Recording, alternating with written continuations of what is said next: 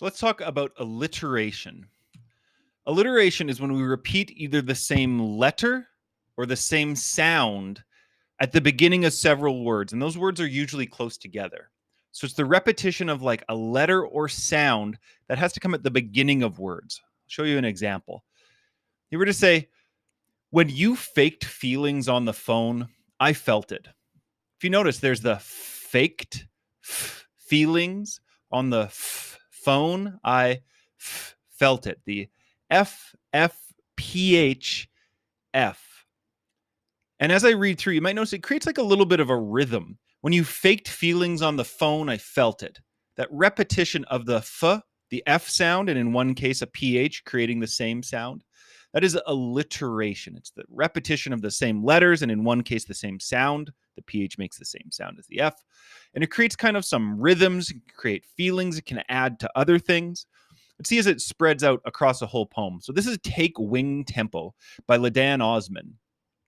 She writes, when we ran barefoot on pavement before a girl tripped on a rock, got third and fourth lips, a new hairline, we jumped from swings, aiming for grass beyond the gravel path.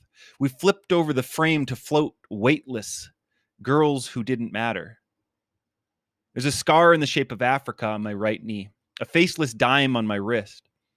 I expect flight, but brace to land on my back. What chords a pulse plucks? It plays in thumbs pressed together.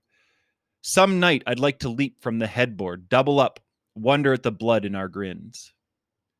So there's lots of figurative language in this as well, but we're just going to focus on the alliteration. I'll highlight a few things for you. You might have noticed as I was reading, in the second stanza, she says, we flipped over the frame to float. So again, it's that F sound. It doesn't always have to be F. If we go down to the third stanza, you'll see the B, the repetition of the B sound in but brace to land on my back. And in the last stanza, there's more to this poem. I've only excerpted 4 stanzas here, but in the last stanza of the poem, she finishes with, what chords a pulse plucks, it plays in thumbs pressed together. The repetition of that P sound creates, again, like a very almost percussive kind of like stop-start pattern throughout that last stanza. So those examples, the repetitions of these letters and sounds that are close together, create some patterns, some rhythms, some tones. We call that alliteration.